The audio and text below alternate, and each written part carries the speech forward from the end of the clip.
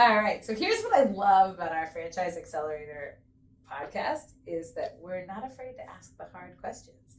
And this is probably one of the hardest questions. We think so. You could ask an owner, which is, would you invest in your business? Now, hopefully the answer is a maybe at best, right? Or worse. Hopefully it's yes. But what we really want to dig into is not just whether you would or not, right? We don't want to, dwell on the past, but really looking at it as, okay, what would make my business a good investment? Because a lot of times as business owners, we're thinking about getting financing or getting investors, but we forget the part, which is our responsibility to be a good investment. And I think by taking your business, we can make this concept a lot more real and really come to life to things that you could do now to make your business a better investment. So the first thing we're going to talk about is a little bit, if you listened to last week's podcast, we went down this road a little bit, but we felt that it was a very important conversation and one that we really wanted to continue in more depth this week. So what we want to do is say, okay, so what is ROI and what do we mean by that? How does that fit into our business? So what we want to do is say, what did we invest in our business initially?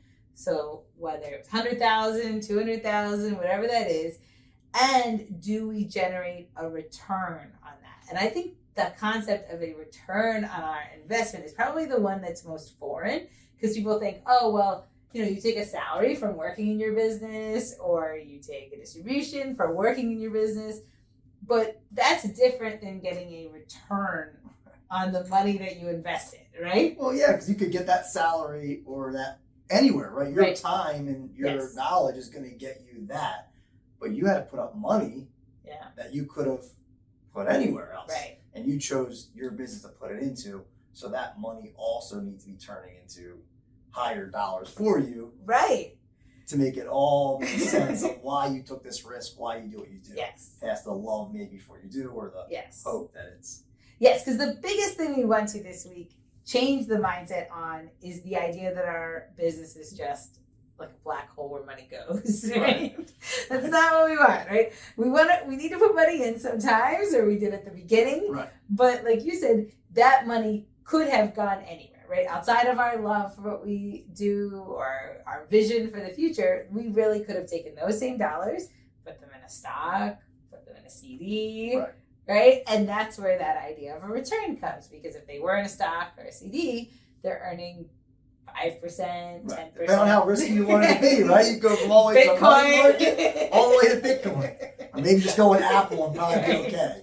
So. Right. And we don't want to assume your business is the restaurant version of Bitcoin, but we want some CD. So whether it's checking interest or whatever it is, we want some return. So, all right. So that's what we want to focus on today. It's just that idea of a return and really taking it back to our business to say, am I giving that return to my investors? Okay, so the next piece is, again, as an investor, really separating the two. So again, you put in X amount of dollars in the beginning. That's really where the return calculation is going to come from. You put in $100,000, whatever it is, that annual return is based on that initial investment, just like it would be on a stock or whatever it is. It's based on that initial investment, but then that return has nothing to do with your initial investment, right? Like you're not reducing your initial investment by that return, right? No. Correct. Yes, so you should expect both, right? So $100,000 plus your annual return of X, but the annual return really just lives over here as the value of the risk you took by putting money into your business. Right, and those numbers can be different by about how much you're paying yourself in addition to or what your restaurant's doing on a daily, weekly, monthly basis. But a good part to start is just, these are where they are, this is how we separate them out. Yes, and seeing them as then, again, when you get that return, like you're saying, that's not the time you put in, that's not any other thing, that's just, hey, here's the return on your investment every year. Okay, so taking that a step further, what we would want to do is say, now a lot of times you have more than one investor, right? So you want to calculate that on total investment and then coming up with a baseline annual return. So say you started with 5% on your annual return, that would be 5% of those initial investments that are put in by each of the owner. Now, again, that is separate from what we talked about before, which was the valuation. Because ideally, when we put money into something, think of like a stock, it should grow, or Bitcoin. I feel like more people might be familiar with Bitcoin. So Bitcoin, right? 5 years ago, you invested in Bitcoin, and the value of that Bitcoin grew, right? So 5 years later, that same initial money you put in should be worth a lot more. Right? Same is true for your business, right? You invested in a startup, it was worth very little, but over the last 5 years, you've grown the value of your business. So it's very important, as we talked about before, to look at the value of that business. And the key to that is knowing that those initial investments may not add up to the value, right? Like hopefully they don't. Hopefully it's grown. But when we talk about a return, that really is just taking a portion of the annual profits or bottom line, and then returning it to the investors as a way to thank them for you still holding on to their cash. Because even if it's been 10 years, you've held on to their money for 10 years. Yeah, absolutely. Almost copying like what there's like a, buying into like an apartment complex would do, right? They would pay you a dividend every year to hold your money. So same idea, however you want to look at it, as there needs to be some sort of benefit for someone being part of.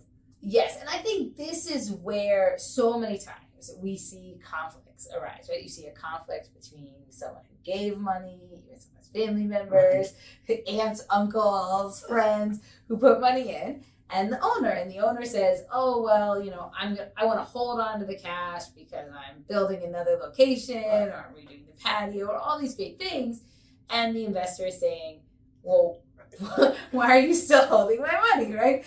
And both aren't wrong, but I think by understanding returns, sometimes the answer could be as simple as saying, okay, 10% of our profits are going to go back to our investors as, calculated however it is, and then 90% can continue to stay in. I think the other piece that makes this really important is sometimes it's just you. But even if it's just you, the big lesson is you still should be doing both, right? The answer isn't leave all the profits in the business forever, that you should even have the rule of 10% comes out, 90% stays in, whatever that is, because that will make your business healthier moving forward as well. All right, so with that, now what we want to do is really look at where we are today. So whether you have no investors, it's just you, or you have 10 investors, what we want to do is really look at 2023. And even if you've never done it before, I promise the people I've helped with do this, the investors are so happy, right? Because they finally can discuss this. Right. Sometimes elephant in the room. And rather than leaving it as an elephant in the room, having that honest conversation of, here's where we are this year, right? Maybe we've earned $50,000 as a company or more than that. Coming up with some percentage of that, even if we start at 10% and just saying, okay, 10% of our bottom line, we are going to pay back to our investors as a return on their investment. And really what that does is encourage them to stay investors, stay happy, and maybe even invest more, right? So really what we want to think about for our steps is the first thing is a plan. Right. So the other thing to think about is even if you don't have the cash flow, let's say you are doing a build out, this location made money, but all the cash is going out into, the future next location. You can always acknowledge that you owe your investors 10% or that you want to pay them 10% and then let them know that you're going to pay them in 6 months, right? Let them know that 12 months from now, but you can book it as something that is owed to them. And that way, at least you're acknowledging, this would have been the profits for this year. So then the other thing to think about here is really the idea of distributions and taking money out. And again, I think what we've, come up with is just having that real conversation with your investors, whether it's yourself or multiple people, and really setting a good plan of action. Because Scott, and from working with business owners, we see this a lot as a conflict. Yeah, because I think, like you said, there's no plan in place. No one knows what's expected. So I think as the ownership group or the sole owner just has to have a plan of this is the goal. And again, as long as those numbers are based upon a percentage of, Right. Well, we're not guaranteeing you a dollar number. We're just guaranteeing what percentage of that number would be. So it makes it much easier to project forward because you're not saying I'm giving you $10,000. I'm giving you 10%. Right. And it's not going to then harm the business in any way because that obviously the 10% is profit that the business is bringing in.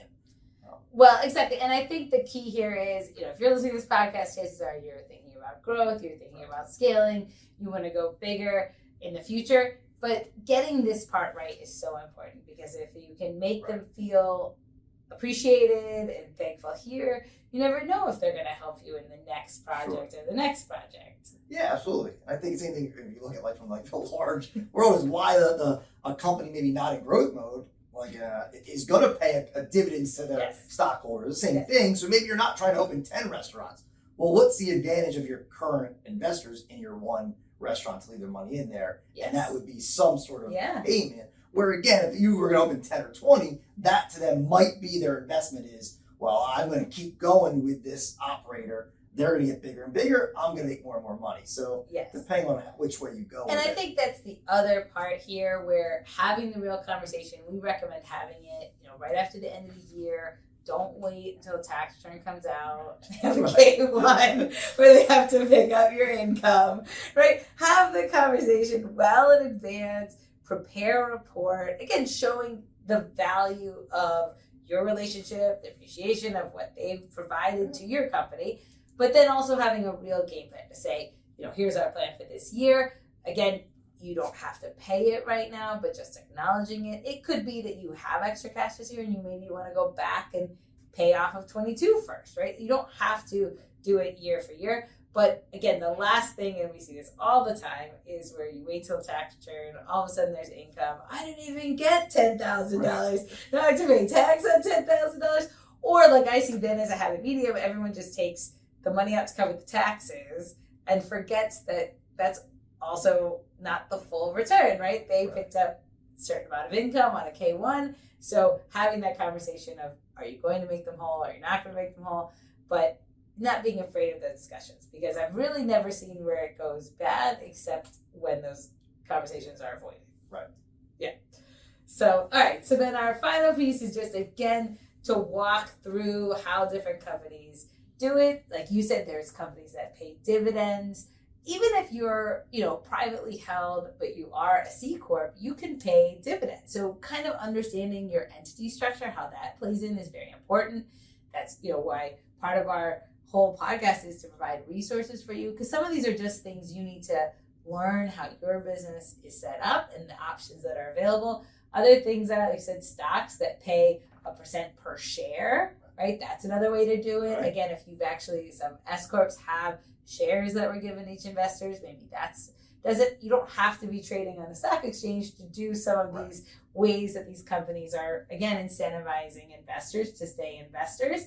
Again, McDonald's, Papa John's, those all do, percentage of share based on the share price. But again, you don't have to go that complicated, but it is good to think about, different ways. And ultimately, these big guys they're paying out money to keep their shareholders happy because they know they want to stay involved. Essentially, if on McDonald's around 2%, if you had $100,000 McDonald's stock, they're going to give you $2,000 to just stay in stock, which you can then buy more of it, right? Or, reinvest or leave it in. Either way. And that's where also knowing, if you are, even if it's just in your town and they're like, wow, I got 5% last year for investing in this restaurant. Now all of a sudden it's something they're proud of, right? Like they didn't have to get all their money back to be happy, because sometimes that's what we think, like, oh man, I got to pay them back. But it doesn't have to be that, right? It could just be, hey, I paid you 5% this year, and then move on to next year and try to keep it the same. So the biggest thing here, again, if this is completely new, we haven't thought about it, you haven't had the discussion with the investor, please reach out to us, right? Like that's why we're here to help. We are happy to walk through your entity schedule, kind of build it out for you, and really prepare you to wow your investors at the end of 2023. So thank you so much for tuning into this week's podcast, and please check out our website at anniegannon.com to learn more about the Franchise Accelerator program.